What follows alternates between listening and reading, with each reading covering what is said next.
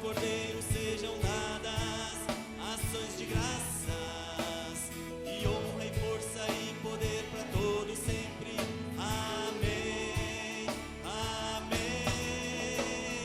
Ao que está sentado sobre o trono e ao Cordeiro sejam dadas ações de graças, e honra e força e poder para todos sempre.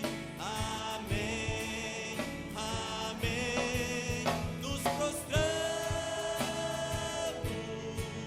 e adoramos, frágeis criaturas da terra, nas savanas das mais bestas feras, se entoa uma nova canção. Ao que está sentado sobre o trono e ao Cordeiro sejam dadas ações de graças, honra e glória e poder para todos sempre. Amém, amém. Ao que está sentado sobre o trono e ao Cordeiro sejam dadas ações de graças, e honra e força e poder para todos sempre. Amém, amém. Nos prostramos, te adoramos, frágeis criaturas da terra, nas savanas das mais bestas feras, se entoa uma nova canção. Ao que está sentado sobre o trono e ao Cordeiro sejam dadas ações de graças, e honra e glória e poder para todos sempre. Amém, amém. Ao que está sentado sobre o trono e ao Cordeiro sejam dadas ações de graças, e honra e força e poder para todos sempre. Amém, amém.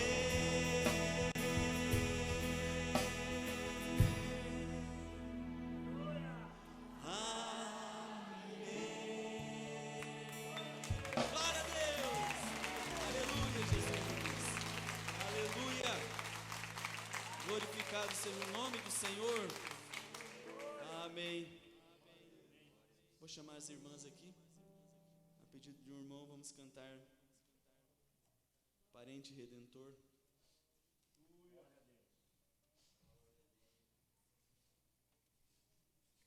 Aleluia. Glórias a Deus.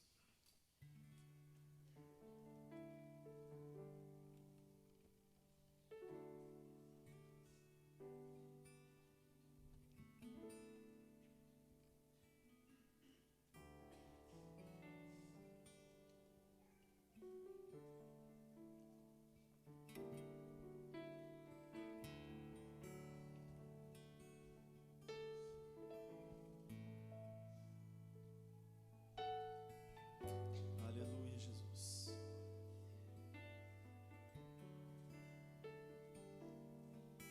Reconheci que meu parente redentor és tu.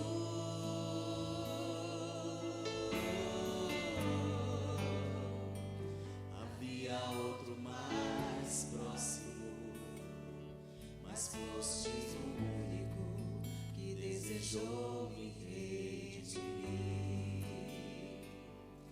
Te agradecemos,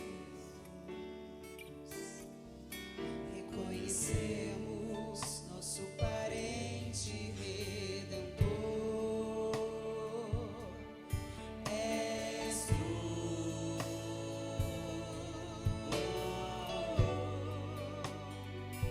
Havia outro mais próximo, mas foste o único que desejou nos redimir. Te agradecemos. Tu és o milagre? Tu és o milagre. És o milagre em nossas vidas. Boa noite, irmãs. Mais uma vez estamos aqui no Tabernáculo de Curitiba, nessa noite de terça-feira, para falar com vocês, termos mais um tempo de companheirismo ao redor da Palavra de Deus. Estamos muito contentes, como sempre, de ver a obra que o Senhor está fazendo nessa hora tardia, nessa hora tão especial em que o Senhor tem se lembrado, continua se lembrando de cada um de nós, tem feito uma obra majestosa aqui no nosso meio e também no meio dos povos ou do povo de Deus que está esparramado por toda a terra. Nós sabemos que Deus está trabalhando como nunca tem trabalhado nesses últimos dias e nós estamos agradecidos. Hoje é um dia especial, não sei se vocês estão conscientes disso, mas é disso que eu estarei falando nessa noite, vocês prestem bem atenção. Você sabe que dia é hoje? Hoje é dia 6 de maio de 2014. Dia 6 de maio foi o dia em que Israel se tornou nação em 1946, não é? Então, você mantenha isso em mente. Dia 6 de maio de 1946, hoje é dia 6 de maio, né? Vamos conferir, hoje é dia 6 de maio de 2014. E eu estarei falando disso nessa noite. Você mantenha em mente esta data, porque você deve ter percebido que nos últimos programas aqui, Deus tem nos ajudado a falar muito sobre os tempos, sobre o tempo dos gentios, de alguma maneira Deus tem trabalhado, pelo menos com esse humilde trabalho que nós temos feito aqui, a respeito do tempo. Constantemente temos falado do tempo. No último domingo eu falei um pouco a respeito do tempo também. Eu espero que Deus possa nos ajudar nesta noite a dar continuidade daquilo que nós temos falado. Eu espero que Deus abençoe você que está nos ouvindo nesta noite, você, irmão, irmã, continue orando por nós. Nós precisamos da sua oração aqui no ministério. Nós somos partes de um corpo só, cada um fazendo a sua obra, e nós temos visto quão maravilhoso é a maneira que Deus está usando cada um dos seus membros, os membros do corpo da sua noiva nessa última hora, para executar as muitas diferentes tarefas e obras, e isso é uma coisa muito maravilhosa, e eu espero que Deus continue a abençoar cada um de nós nessa hora especial. Vamos fazer uma pequena oração e eu já vou entrar direto no meu assunto. É uma coisa muito boa, espero que você goste. Senhor, te agradecemos mais uma vez pela oportunidade de estarmos aqui neste lugar, nesta data, Senhor, onde completam-se 68 anos desde que o teu povo Israel tem se congregado de volta na terra da Palestina. E naquele mesmo dia, Senhor, naquele mesmo instante, o anjo do Senhor havia se encontrado com o teu profeta, lhe dando uma comissão para que fosse ao redor do mundo com um avivamento. E esse avivamento, Senhor, tem nos tocado. Aqui estamos nós, a testemunha viva de que aquilo que foi entregue a ele foi algo real. Aqui está a manifestação deste povo, Senhor, um povo que tem crido na mensagem que foi entregue por aquele anjo que apareceu e falou com o profeta naquele mesmo instante, naquele mesmo dia. Estamos muito agradecidos, pedimos que o Senhor abençoe os corações nesta noite, que estarão ouvindo a Tua Palavra, que o Senhor toque a cada um deles, que o Senhor fortaleça a nossa fé, que o Senhor possa nos trazer uma consciência mais clara do momento que nós estamos vivendo e possamos te amar e te seguir de uma maneira mais próxima de Ti, Senhor. Pedimos a Tua ajuda nesta hora tardia, pedindo essas bênçãos no precioso nome, o nome do Senhor Jesus Cristo. Amém. Então, veja bem, nós estamos exatamente nesse dia 6 de maio, completam-se 68 anos. Eu quero que você marque, no calendário romano são 68 anos, mas até eu terminar o programa nós vamos ver que estamos mais tarde do que nós pensamos. Como eu disse, estamos falando do tempo, então é muito importante que você grave isso que eu vou falar nesta noite. Você acompanhe com atenção. Nós sabemos que Apocalipse 10 e Apocalipse 12 é a mesma cena, não é verdade? Quando aquele anjo forte põe o seu pé no mar e depois sobre a terra. Agora, eu quero que você note algo aqui em Apocalipse 10. Vamos ler aqui Apocalipse 10. Apocalipse 10 tem algo aqui que é muito tremendo,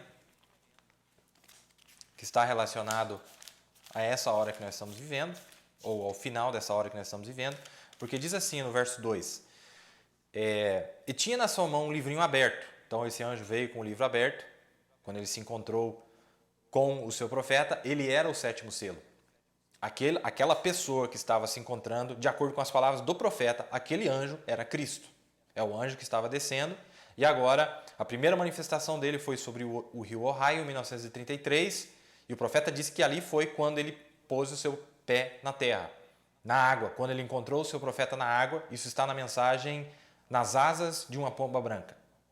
Quando o profeta e a palavra se encontraram na água. E ele disse, a noiva começou na água, em 1933. Ali foi, marca essa data, 1933, que eu vou conectar com umas 2 ou 3 escrituras. Vamos ver se Deus pode nos ajudar aqui. Então, quando ele desce com o livrinho aberto e pôs o seu pé direito sobre o mar, foi em 1933. Junho de 1933, quando ele estava na água, batizando a 17ª pessoa, e aquela estrela da manhã apareceu sobre o rio, não é verdade? E o seu profeta estava na água. Mas ele ainda não havia sido comissionado para que fosse em seu ministério. Mas depois diz assim, e o esquerdo sobre a terra. Isso foi em 1946, quando ele ouviu os passos daquele anjo caminhando sobre a terra agora. Não estava mais em cima das águas, agora ele estava caminhando na terra. Mas eu quero que você note algo. A primeira data foi 1933 e depois, em 1946, esse anjo lhe encontra na terra, cumprindo assim Apocalipse 10 e Apocalipse 12 também, porque Apocalipse 12 tem uma aplicação composta. Ela é tanto para os judeus, o príncipe que se parará pelos 144 mil durante o período dos 3 anos e meio, e o príncipe que tem se parado por nós nesses 50 anos aqui, para que pudesse livrar cada um dos nomes que havia sido entregue debaixo do 6º selo. Nós provamos isso, que o paralelo, e eu vou falar um pouquinho disso nessa noite, tem algo muito importante aqui, eu quero que você acompanhe com atenção. Então, vamos lá. 1933, ele põe o seu pé na água. 1946, ele põe o seu pé na terra. Certo? Agora, você veja que em Apocalipse 9, verso 14, aquela voz que saiu do altar, presta atenção nisso aqui, a voz que saiu no altar, eu quero provar pela Bíblia e pela mensagem do que nós estamos falando é verdadeiro. Está realmente conectado de Gênesis a Apocalipse. Apocalipse 9, verso 14, aquela voz dizia assim, a voz que dizia ao 6º anjo que tinha a trombeta, solta os 4 anjos que estão presos junto ao grande rio Eufrates. E foram soltos os 4 anjos que estavam preparados para a hora, presta atenção nesse versículo aqui, para a hora e dia e mês e ano. Mas que data é essa? Por que a Bíblia está chamando a atenção para essa data aqui? Que estavam preparados para a hora e dia e mês e ano. O que a Bíblia está dizendo? Que essas 4 unções, como nós vimos no programa passado, eram aquelas 4 unções que estavam manifestadas nesses 4 reis distintos, de acordo com Zacarias 6, você pode ler lá, não é verdade? Quando eles se misturaram, porque ali foi a mistura do Império Romano Ocidental e Oriental, foi a mistura do barro com o ferro.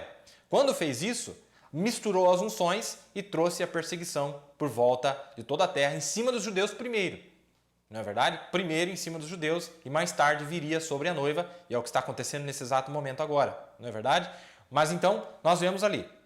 Estavam preparados, essas unções estavam preparadas somente para esta data, para que eles executassem uma obra de empurrar os judeus de volta para a terra da Palestina, certo? Então, veja, está dizendo a hora e dia e mês e ano. É muito importante isso aqui. Agora, que data é essa? Qual é essa data e como é que nós vamos identificar? Então, eu vou ler uma citação para vocês aqui e você leia também a mensagem, os 144 mil judeus, ou as 10 virgens e os 144 mil judeus, onde o profeta diz que esta mensagem está conectada com os judeus, a mensagem que ele pregou, certo? E aqui, essa voz que saiu do altar foi a voz do profeta, que deu a ordem para que fossem soltos através da visão que ele havia tido em 1933. Agora, eu sei que muita gente tenta dizer, porque em várias citações do irmão Brana, presta atenção nisso aqui, que a 11ª hora foi na Primeira Guerra Mundial. Não foi na Primeira Guerra Mundial. Faltava 11 minutos para as 11 horas e nós provamos aqui que essa data que começava a 11ª hora era 1933.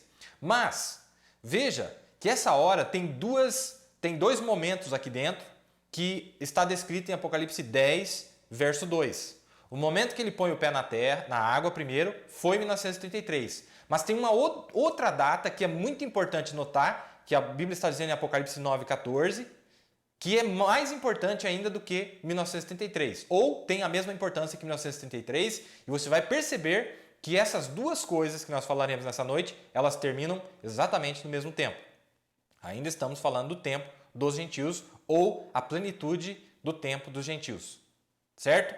Então veja, ele diz aqui, a hora e dia e mês e ano. Então esses anjos foram preparados para uma data especial. Essa data tem um significado para nós e tem um significado para os judeus. Essa data tem um significado para nós e tem um significado para os judeus, porque a Bíblia está dizendo aqui quando é que ele pôs o pé sobre o mar e sobre a terra. E Apocalipse 9, verso 15, vai revelar para nós quando é que isso aconteceu. Aí eu vejo que o profeta disse aqui na mensagem Perguntas e Respostas do dia 2 de 10 de 1957. Vamos ver se a gente consegue acompanhar. Agora, antes de eu falar nisso, segura o pensamento aí, ainda estamos falando da mesma coisa,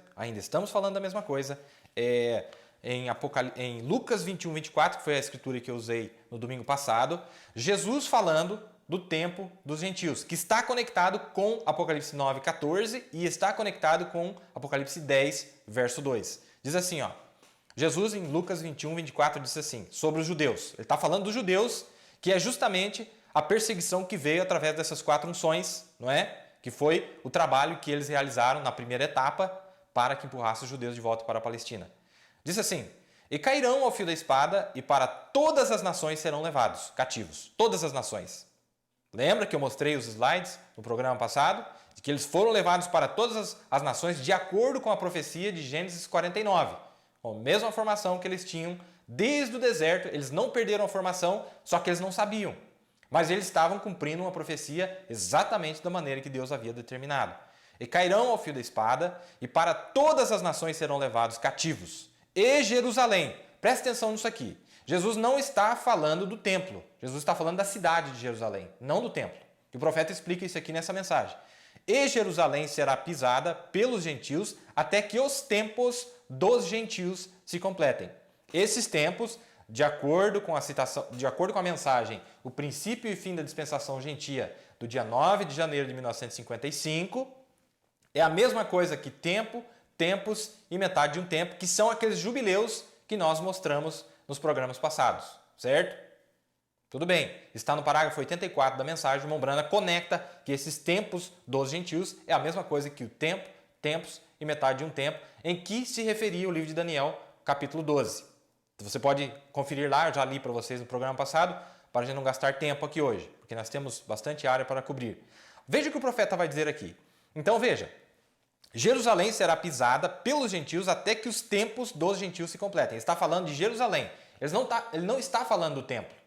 Ele está falando da cidade que estaria na mão dos gentios até que o templo se cumprisse. O templo é outra coisa, até porque o verdadeiro templo de Deus, Deus não tem nada a ver com o templo que eles estão querendo reconstruir em Israel. Aquele não é o templo de Deus. Deus não vai lidar com aquele templo. Mesmo que eles reedificarem aquele templo, Deus não tem nada a ver com aquele templo. O único compromisso que Deus tem é com 144 mil. E os 144 mil é justamente tirado da tradição ortodoxa judia, nos quais eles acreditam ainda no velho sacrifício do Velho Testamento, lá do Velho Testamento, não é verdade? Agora, olha o que o profeta vai dizer aqui, nessa mensagem, a partir do parágrafo 521. Ele diz assim, agora os gentios, agora observe, há ainda 3 anos e meio para esses judeus, né? Agora, Jesus disse que a cidade de Jerusalém seria pisada pelos gentios até que a dispensação gentílica. Aí o profeta para e diz assim, agora, vocês que não acreditam em dispensações, que tal isso? O que você acha disso? Até que a dispensação gentia terminasse. Então a cidade seria dada de volta para os judeus. Olha o que ele está dizendo. Então a cidade seria dada de volta para os judeus. E Jesus continua a dizer que a geração disse, quando saírem e virdes a figueira dando seus brotos e todas as árvores brotando, ele disse, saibais que o verão está próximo. Disse, assim também, quando vós virdes essas coisas acontecendo, saibais que o tempo é próximo, às portas, e verdadeiramente eu vos digo que esta geração não passará até que estas coisas se cumpram. Agora, olha o que ele vai dizer aqui. Vocês sabiam que a bandeira judia é a mais velha do mundo? Ele tinha estado dormente por por 2.000 anos, ou mais do que isso, sim, cerca de 2.500 anos, a bandeira judaica, aquela estrela de 6 pontas de Davi, não havia flamulado por 2.500 anos, desde que foram levados à Babilônia, e agora, porque o Império Romano lhes tomou, e o Messias veio, e eles o rejeitaram, e eles foram espalhados para os 4 ventos do céu. Agora, presta atenção no que ele vai dizer aqui. Mas vocês sabiam que no dia 6 de maio de 1946, aquela bandeira voltou a Jerusalém de novo? Vocês sabiam que no dia 7 de maio de 1946, o anjo do Senhor me apareceu? Eu gostei dessa citação aqui porque ele explicou exatamente o que aconteceu naquele dia. Presta atenção. Vocês sabiam que no dia 7 de maio, um dia depois, de 1946, o anjo do Senhor me apareceu? No dia seguinte, aqui em cima, e me enviou a todo mundo para trazer um avivamento bem na manhã seguinte? Quando aquela bandeira foi erguida em Jerusalém, ao pôr do sol, naquela tarde, o anjo do Senhor, olha só, o anjo do Senhor, Apocalipse 10:2. Apocalipse 10:2, o anjo do Senhor apareceu aqui nos Estados Unidos ao mesmo tempo, na manhã seguinte. Ele está dizendo aqui, ó, que a bandeira foi erguida em Jerusalém no pôr do sol do dia 6 de maio de 1946. No romper da manhã do dia 7 de maio, no romper da manhã, quando eles hastearam aquela bandeira pela primeira vez, no romper daquela manhã, do dia 7 de maio de 1946, o anjo do Senhor apareceu aqui nos Estados Unidos ao mesmo tempo. Aí ele diz, quando vós virdes a figueira e o resto das árvores brotando. Não só a figueira, mas o resto das árvores. Lá estava brotando, mas nós já estamos nos dias do fruto aqui, dia da colheita. Mas vamos segurar o pensamento aqui. Perguntas e respostas do dia 2 do mês 10 de 1957, a partir do parágrafo 521, ele disse isso, certo? O que o profeta está dizendo aqui? O profeta está nos dando uma data, e ele fez questão de frisar qual era essa data, que foi no dia 6 de maio de 46, que a bandeira judaica foi hasteada em Jerusalém. Na manhã seguinte, cedinho de manhã, o anjo do Senhor coloca o seu pé na terra, encontrando um profeta, lhe comissionando para que fosse a todo mundo com o avivamento que iniciou lá no seu ministério. Não é verdade? Então, dia 7 de maio de 46, naquela manhã, começou. Tudo bem, marcamos esta data, 1946, dia 6 de maio, ou dia 7 de maio, cedinho de manhã, e hoje, exatamente hoje, quando chegar amanhã, de acordo com o calendário romano, amanhã completa 68 anos que o anjo do Senhor encontrou-se com o seu profeta perto daquela caverna em Greens Mill, Indiana. Não é verdade? Agora, eu quero que vocês notem algo aqui que está acontecendo. Que é muito importante. Até nós chegarmos no final, nós falaremos disso, né? Mas veja, a data então é essa. E Jesus disse que Jerusalém seria pisada pelos gentios, a cidade seria pisada pelos gentios, até que a plenitude dos gentios se cumprissem. E nós vimos quando é que aqueles tempos dos gentios terminava, e mais um tempo determinado depois, um tempo que não foi contado, mas nós já falamos disso. E 3 anos depois daquela data, 3 anos depois de 1964, Jerusalém foi tomada de volta pelos judeus, ainda que a mesquita de Omar está lá em cima, mas a cidade foi tomada de volta, de acordo com o que Jesus tinha dito. Ficaria na mão dos gentios, ou sob domínio gentil, até um determinado tempo. Voltou para a mão dos judeus, mas nós sabemos que ainda o anticristo vai lhes enganar e vai tentar colocar a mão naquela Jerusalém física, é quando Moisés e Elias aparecem para lutar contra essas nações. Não é verdade? Agora, nós entendemos isso então. Essas duas datas que nós estamos falando. Algo muito interessante, eu sei que algumas pessoas tentam aplicar o começo daquele tempo para 1929, porque foi a data onde foi criado o Estado do Vaticano. Mas veja, presta atenção. De acordo com a profecia de Daniel, capítulo 8, verso 8, e Apocalipse 9, 13, 14, a visão que liberava esses 4 ventos foi em 33, depois de 1929, depois da Primeira Guerra Mundial, para provar quando é que essas coisas começavam, quando é que começava esse tempo. Foi em 1933 que ele teve a visão e ele dá o comando para soltar, mas a data do cumprimento. Em outras palavras, aqui está a chave. Quando é que se cumpriu a profecia de 1933? Quando é que se cumpriu? 1946. Porque 1946, o fato de ter sido hasteada a bandeira judaica foi a prova de que aquilo que Deus havia determinado que fosse cumprido para que empurrasse os judeus de volta à Palestina havia se cumprido. Porque Deus não poderia iniciar um avivamento entre os gentios sem que ele empurrasse primeiro os judeus de volta para a Palestina. Porque Deus não pode lidar com os dois grupos ao mesmo tempo. Deus teve que mandar eles de volta para a sua terra para que ele pudesse iniciar uma obra entre os gentios. Mas essas duas coisas aconteceram no dia que eles voltaram para a Palestina e foram estabelecidos como nação, em 1946, dia 6 de maio, no próximo dia de manhã, começou o avivamento mundial através de um profeta. Você está captando? 1946, dia 7 de maio, começou algo. Então grave essa data. Dia 7 de maio de 1946, certo? Agora, nós sabemos que a partir dali o profeta aparece e ele vem com o seu avivamento, e isso causa um avivamento mundial, com Oral Roberts, Billy Graham e assim por diante, mas foi a partir dele, do profeta de Deus, Cristo, que estava usando este homem, que iniciou todo esse movimento. Mas agora, fazendo um parênteses aqui no meio, para eu poder conectar com aquilo que eu estou querendo dizer, o profeta diz aqui, em Lucas 21, 24, como eu disse para vocês, ele conectou com aquele tempos e metade de um tempo. E eu sei que eu quero enfatizar isso, eu quero que vocês entendam, porque tem algo aqui que é muito tremendo. E cairão ao fio da espada, e para todas as nações serão levados cativos, e Jerusalém será pisada pelos gentios, até que os tempos dos gentios se completem. Tudo bem. Aí você fala assim para mim, bom, irmão Bill, tudo bem. Então existe um tempo determinado aos gentios. Será que existe um tempo determinado aos gentios? Vamos ver o que o profeta disse a respeito. Olha, na mensagem a 70ª semana de Daniel, do dia 6 de agosto de 1961, presta atenção no que o profeta vai dizer aqui. Agora, no parágrafo 75, aqui está o que muita gente gosta de pegar, mas você tem que continuar até o final para ver como é que o profeta explicou isso aqui. Agora, aos gentios não foi determinado nenhum tempo certo. Olha só o que o profeta está dizendo. Agora, aos gentios não foi determinado nenhum tempo certo. Apenas disse tempos dos gentios. Está citando Lucas 21, 24. Mas vamos continuar, vamos ver o que ele vai dizer no final. E nós vimos que nem Jesus lhes determinou o tempo. Pois nós vimos em Lucas 21, 24 que ele disse, eles pisarão os muros de Jerusalém até que os gentios...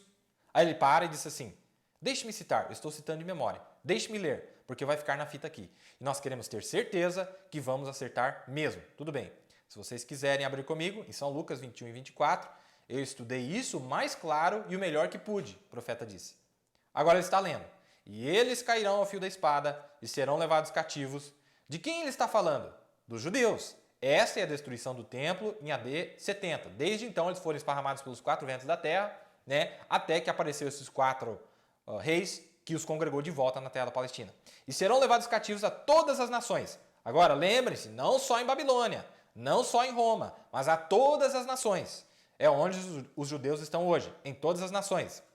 Na verdade, e Jerusalém será pisada pelos gentios até que os tempos dos gentios se cumpram. Olha o que ele vai falar agora.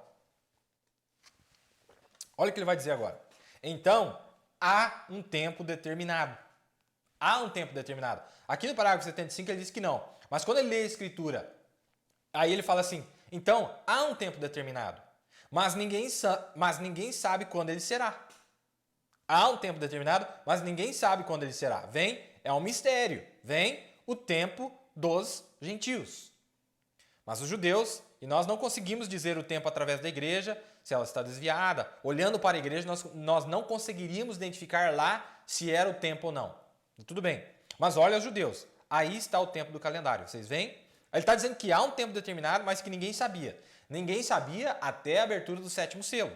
Acompanhe com atenção. Isso aqui está na 70ª semana de Daniel, do dia 6 de 8 de 1961.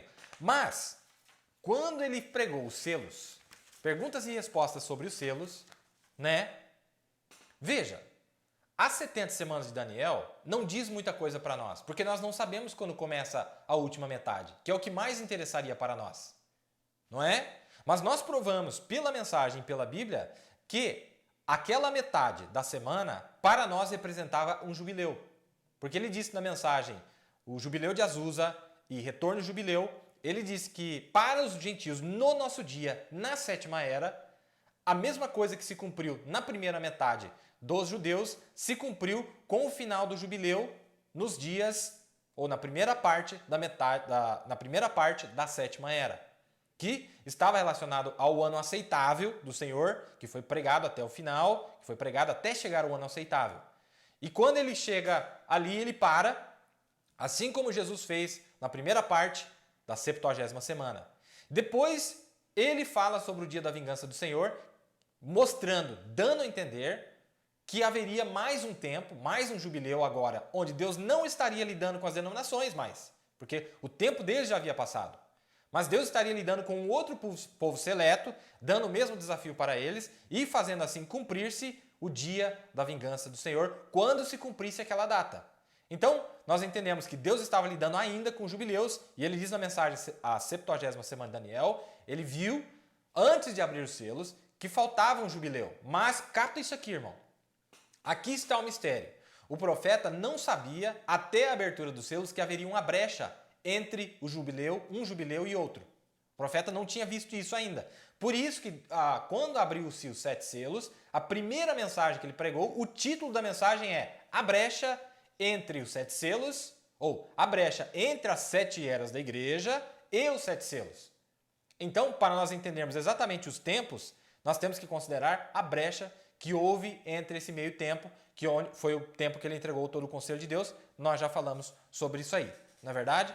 Agora, isso é muito importante. Espero que até aqui nós temos coberto de uma maneira clara. E nós mostramos que aquela última metade do tempo começava em 1914, não é?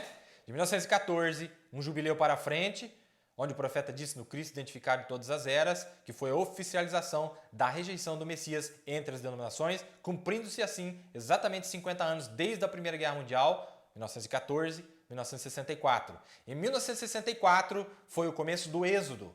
Foi o começo do Êxodo porque foi justamente onde ele disse na mensagem do terceiro Êxodo, que quando aquele faraó havia se levantado, aquele Kennedy se levantou nos Estados Unidos, era o sinal do começo do Êxodo. E ele morreu no final de 64, quando ele terminou de entregar o conselho de Deus, quando todos os nomes foram entregues na pregação da palavra, porque os mistérios, o que é o mistério de Deus? É o seu nome. O mistério de Deus é o nome que estava oculto e ninguém sabia quem era. João não sabia quem era. Mas quando o Cordeiro veio adiante, tomou o livro e anunciou o seu profeta anunciou para nós, então todos os nomes que haviam sido achados no livro do Cordeiro agora estavam sendo anunciados. E eles sendo anunciados, começaram a ecoar ao redor da terra até que encontrasse a semente eleita e viesse a manifestação. Mas nós entendemos que isso estava conectado com o jubileu da soltura, porque o jubileu também está conectado com a colheita.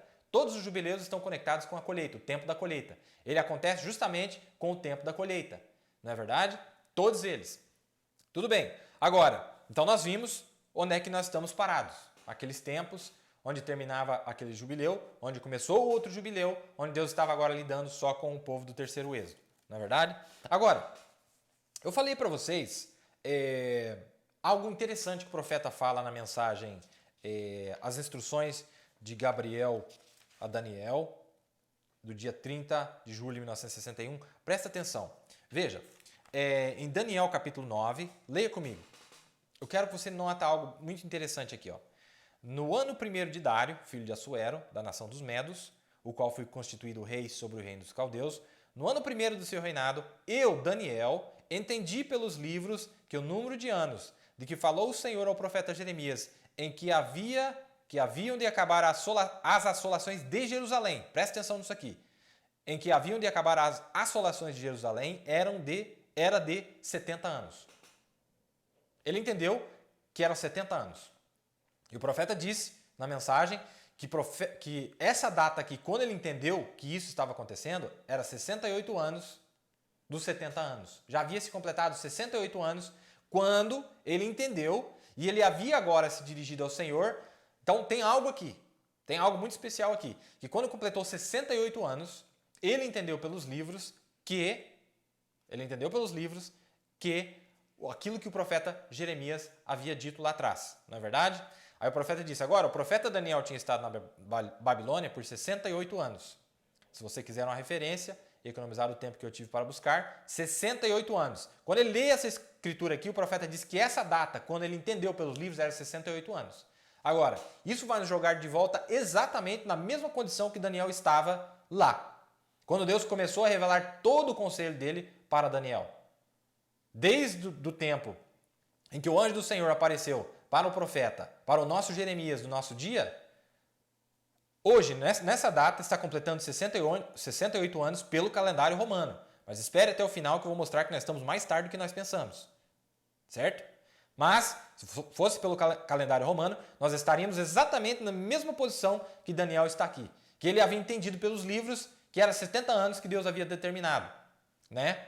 Para as desolações sobre Jerusalém. E nós sabemos que Jerusalém, desde que foi tomada, está com desolações. Não é verdade? Porque eles não receberam Moisés e Elias ainda, a mesquita de Omar ainda está lá em cima, não é verdade? Perseguição de todos os lados. Nós estamos vendo que é um paralelo aqui.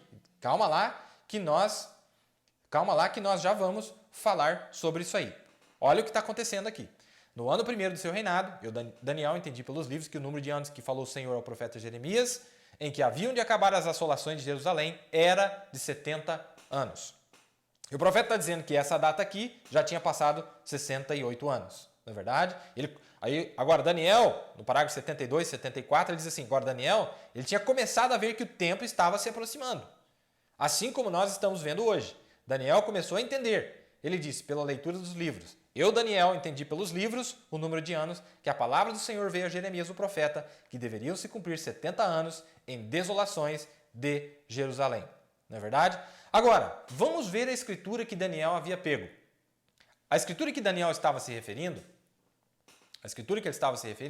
era Jeremias, capítulo 25. Vamos ler lá? A partir do verso 8. Leia comigo com atenção. Portanto, assim diz o Senhor dos exércitos, visto que não escutastes as minhas palavras, eis que eu enviarei e tomarei a todas as gerações do norte, diz o Senhor, como também a Nabucodonosor, rei de Babilônia, meu servo, e os trarei sobre esta terra, e sobre os seus moradores, e sobre todas estas nações em redor, e os destruirei totalmente. E pô-los-ei em espanto, e em assobio, e em perpétuos desertos. E farei perecer entre eles a voz de folguedo, e a voz de alegria, e a voz de esposo, e a voz de esposa, e o som das mós, e a luz de candeeiro. Agora, olha só. Esse verso aqui que eu queria chegar. E toda esta terra virá a ser um deserto e um espanto. E estas nações servirão ao rei da Babilônia 70 anos. Grave isso aí. Ele está dizendo que as nações serviriam ao rei da Babilônia 70 anos. Acontecerá, porém, que quando se cumprir os 70 anos, visitarei o rei de Babilônia e esta nação, diz o Senhor, castigando a sua iniquidade, e da terra dos caldeus farei deles uns desertos perpétuos. Aqui a Bíblia está dizendo, grave isso aqui, irmão, tem algo tremendo aqui. A Bíblia está dizendo que estas nações serviriam ao rei da Babilônia por 70 anos. Certo? Você lembra daquela escritura de Apocalipse 17? Vamos ler lá. Apocalipse 17. Leia comigo, que tem algo ali. Apocalipse 17, verso 17. Diz assim, ó. Porque Deus tem posto em seus corações... E os 10 chifres que viste são 10 reis que ainda não receberam o reino, mas receberão poder como reis por 1 hora, juntamente com a besta. Essa hora nós provamos que foi a 11ª hora que iniciou em 1933. Já vimos essa lição, correto? Então, a partir de 1933, eles receberam poder, porque, irmãos, isso aqui eu gostaria de deixar claro. Quando aquele anjo sobe do abismo, quando o anjo sobe do abismo, e ele entra na sua última cavalgada, no seu último ministério, Ele está saindo, deixando de ser apenas o homem do pecado e está entrando no ministério do filho da perdição. Todos os seus súditos recebem a mesma unção que ele tinha. Lembra que a Bíblia disse que ele mudaria leis e mudaria tempos e leis? O espírito ditatorial que subia do abismo, esse espírito ditatorial que subiu no cabeça, no anticristo, não é verdade? Quando ele sobe aqui para ir para a sua última cavalgada, os seus súditos também recebem a mesma unção. Então, a mesma hora que ele recebe essa unção, recebem, olha o que está dizendo aqui, ó. E os 10 chifres que viste são 10 reis que ainda não receberam o reino, mas receberão poder como reis por uma hora juntamente com a besta. Se a besta recebeu esse poder, já recebeu esse poder, essa unção diabólica, a última cavalgada, os 10 reis também receberam o mesmo tipo de unção, para que congregasse todo mundo para a batalha do Armagedon. É disso que está se tratando aqui, certo? Então, nós provamos, leia a mensagem, porque nós não somos uma denominação de 1958, e o profeta diz que isso já tinha acontecido. O profeta diz que isso aqui já tinha acontecido lá atrás, lá nos dias, nós vimos acontecer no nosso próprio país, quando nós tivemos um ditador aqui na década de 30. Não é verdade? Mas por que isso estava acontecendo? Porque aquele anjo estava subindo do abismo para se entronizar e em 1939, que foi o começo da Segunda Guerra Mundial, ele já estava no seu trono, porque a Bíblia diz em Apocalipse 9, 11, que tinha reis sobre si. Aqueles 200 milhões de demônios que estavam sob o comando daqueles 4 reis, tinha um rei sobre eles, que é o mesmo rei que aparece em Daniel 11, a partir do verso 21. E também a partir do verso 36. É o mesmo rei, apenas que mostra o seu ministério entre as denominações e seu ministério na esfera política. Certo? Entendemos até aqui. Mas tudo bem, para explicar quem são esses 10 reis, não é verdade? E quando é que eles haviam recebido esse poder juntamente com a besta. Mas veja, irmãos, tem algo muito importante aqui que eu quero ressaltar. O que acontece com esses 10 reis? Eles recebem poder como reis, aí o profeta diz ditadores, por uma hora, a 11ª hora, juntamente com a besta. Esses têm o mesmo intento, entregarão o seu poder e autoridade à besta. O que está dizendo lá em Jeremias? E toda esta terra virá a ser um deserto, um espanto, e estas nações servirão ao rei da Babilônia, quanto tempo? 70 anos. Grave, 70 anos. Tudo bem. Esses têm o mesmo intento e entregarão o seu poder e autoridade à besta. Esses combaterão, é os mesmos que combatem lá no final, é as mesmas nações. Combaterão contra o Cordeiro, e o Cordeiro os vencerá, porque é o Senhor dos senhores e o Rei dos reis. Vencerão os que estão com ele, chamados e eleitos e fiéis. Eu e você estaremos lá depois que terminar os 3 anos e meio. Mas tudo bem. E os 10 chifres que viste na besta são os que aborrecerão a prostituta e a porão desolada e nua, e comerão a sua carne e queimarão no fogo. Porque Deus tem posto em seus corações que cumpram o seu intento e tenham a mesma ideia e que deem à besta o seu reino até que se cumpram as palavras de Deus. Presta atenção aqui. Existe um tempo determinado em que essas nações estariam trabalhando para a besta, mas depois não mais. Agora, se nós vemos aqui no livro de Jeremias, está nos dizendo quanto tempo lá foi que essas nações serviram ao rei da Babilônia. E toda esta terra virá a ser um deserto, um espanto, e essas nações servirão ao rei de Babilônia 70 anos. Mas acontecerá, porém, que quando se cumprirem os 70 anos, visitarei o rei de Babilônia e esta nação, diz o Senhor, castigando a sua iniquidade e a terra dos caldeus, farei deles uns desertos perpétuos. Tudo bem, estamos vendo algo que está acontecendo aqui. Nós sabemos que o que aconteceu lá atrás, quando Deus estava lidando com os judeus que haviam se desviado, não é? A mesma profecia, nós provamos pelo livro de Daniel que exatamente a mesma profecia que foi usada para eles lá é as mesmas profecias que repetem aqui nos dias dos judeus. E agora, nós estamos vendo que a profecia concernente a essas nações em relação à Babilônia é de que eles serviriam a Babilônia por 70 anos. Na verdade, nós vimos ali. Mas depois que terminassem os 70 anos, essas nações se virariam contra a Babilônia, né? Então nós vemos que tem um paralelo ali. Agora, irmãos, essa data, 1946, dia 7 de maio, tinha muita coisa acontecendo ali. Uma das coisas que acontece ali é que em 1945, final de 1945, para ser mais preciso, deixa eu achar aqui a data para vocês que eu anotei. No dia 24 de outubro de 1945, alguns meses antes do anjo do Senhor se encontrar com o seu profeta naquela caverna, em maio de 1946, adivinha o que aconteceu? Foi formada as Nações Unidas, em 1945. E as Nações Unidas, nós sabemos que foi ele tentando controlar os dois lados do império, que aparece em Daniel 11 também e várias outras escrituras. Agora, notem, desde 1945, 1946, finalzinho de 45, 46, nós vemos que isso foi estabelecido e o profeta disse que as Nações Unidas é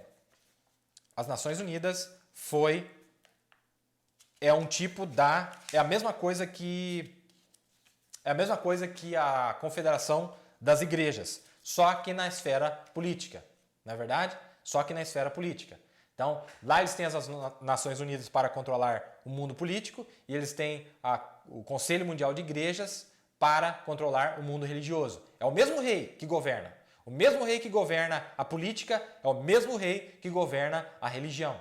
E é o mesmo rei que governa aqueles 200 milhões de demônios e todos os demônios. Ele tem a tríplice coroa, onde ele governa tudo isso. Não é verdade? É tudo isso que ele está governando. Tudo bem. Então, estamos entendendo. Foi formada em 1945, 1946, justamente com o final da Segunda Guerra Mundial. Terminou a Segunda Guerra Mundial, foi estabelecida as Nações Unidas. E vai praticamente na mesma data, quando o anjo do Senhor apareceu para o seu profeta em 1946. Muito próxima à data. Veja, então nós estamos vendo uma outra data aqui que é muito relevante para nós, 1946. Agora, quando o profeta está falando sobre Jeremias, que nós lemos, né? E farei, portanto, assim diz o Senhor dos Exércitos, visto que não escutaste as minhas palavras, eis que eu enviarei, tomarei as famílias do norte, diz o Senhor, como também Nabucodonosor, rei da Babilônia, meu servo, e trarei sobre esta terra e sobre os seus moradores e sobre todas essas nações em redor, e os destruirei totalmente, e farei que sejam objeto de espanto, e de assobio, e de perpétuas desolações, e farei desaparecer dentre elas a voz de gozo e a voz de alegria, a voz de espanto, a voz do esposo e a voz de esposa, como também o som das mós e a luz do candeeiro. Agora veja o profeta dizer algo aqui. E toda esta terra virá a ser um deserto. Ouça aquele profeta bradar, profeta dizendo, esta terra toda ficará desolada.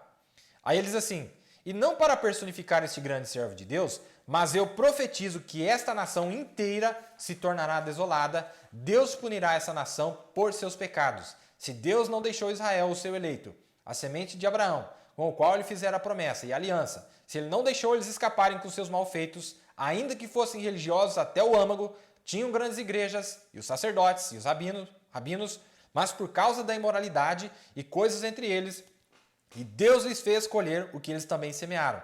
Assim nós também. O profeta está trazendo para os seus dias a profecia de Jeremias. Está vendo? E ele diz assim, e um espanto, e estas nações servirão ao rei da Babilônia 70 anos. Agora ele vai explicar o que é isso, 70 anos. O que significa 70 anos? É uma vida inteira. Foi quando a nossa bendita mãe era ainda um bebê. Eles estiveram lá sem Deus, sem uma igreja, sem uma canção, sem nada, por uma geração completa, até que aquela geração pecaminosa morresse.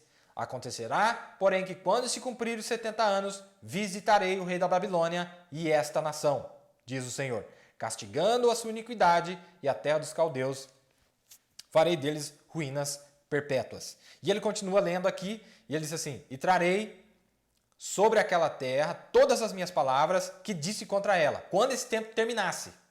Quando esse tempo terminasse, ele disse, e trarei sobre aquela terra todas as minhas palavras que disse contra ela, a saber, tudo quanto está escrito nesse livro, que profetizou Jeremias contra todas essas nações. Porque também deles se servirão muitas nações e grandes reis. Assim lhes retribuirei segundo os seus feitos e segundo... Eu queria ter falado sobre isso nessa noite, mas nosso tempo se esgotou. Onde ali se lida com a semente do diabo. Ali lida com a semente do diabo, onde ele lançou a semente naquelas 3 esferas. Depois você leia lá, é muito interessante, talvez no próximo programa eu vou falar sobre isso. Onde o profeta disse que ali é a semente do diabo.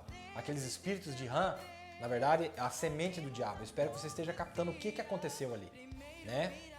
Foi um ato em que o diabo teve com as denominações, com a política e na esfera eclesiástica, demoníaca, e que resultou nesse plantio. Mas agora nós chegamos nos dias da maturidade. Os dias em que tudo que foi plantado lá atrás, chegou à maturidade. Eu estou sem acesso aos nomes aqui. Estou seguindo para mim. Vou ler os nomes. A irmã Ana Lídia de Gravataí nos acompanhou nesta noite. A irmã Rosane, a irmã Ada de Novo Hamburgo, no Rio Grande do Sul. A irmã Juremi, a irmã Milena, em Osório, no Rio Grande do Sul. A irmã Margarete, de São Leopoldo, no Rio Grande do Sul. A irmã Heloísa, irmão Daniel e família em Joinville, Santa Catarina. Irmão Edson, irmã Sueli, em Assis Chateaubriand, no Paraná. Irmão Dorival e a irmã Ana Paula, em Bela Vista do Paraíso. Irmão Guedes e família, irmão Luiz Dias e família, em Cascavel, no Paraná. Irmão Elis, a irmã Regiane, a irmã Sabrina, a irmã Sara e família, em Curitiba, no Paraná. Irmão Juarez e a irmã Cladir, em Enéas Marques, no Paraná. A irmã Lindalva, em Guaíra, no Paraná. Irmão Elias de Guaratuba, no Paraná. Irmão Pedro e família. Irmão Elber, irmão Francisco, a irmã Josiane e Tereza. Irmão José e família, em Jataizinho, no Paraná. O irmão Juraci e família, em Londrina, no Paraná. A irmã Sueli Maia, em Pinhais, no Paraná. Irmão Joglair, irmã Tereza. Irmão Silvio, irmã Daniela. A irmã Ruth, irmão Rafael, a irmã Ana Jéssica, o irmão Eliezer e família. Irmão Samuel, irmão Sebastião, a irmã Franciele. A irmã Cleide, a irmã Rosângela. A irmã Dalet, irmão Pedro e família. Irmão Nivaldo e Maeli, irmão Edson e Jerusa. A irmã Ana Paula, todos São José dos Pinhais. Irmão Gabriel e família, irmã Patrícia, irmã Vilma e Clarice, irmão Loivaldo, irmã Edna e Rosângela, irmão Wesley e família, irmã Ana Benedita, irmão Jair, irmão Paulino, irmã Elisa, irmã Ruth, irmão Gessé, irmã Graça de Toledo, no Paraná, irmão Daniel e família, irmão Rubens e família, em Campinas, no Paraná, irmão Aparecido e família, em Cosmópolis, em São Paulo, irmão Gerson e família, em Ferraz de Vasconcelos, em São Paulo, irmão Josias e família, em São Paulo, irmão Esther, ou a irmã Esther, irmão Jonatas, o irmão Elias e a irmã Carla, de Belo Horizonte, Minas Gerais, a irmã Elizabeth, de Garapé, Minas Gerais, o irmão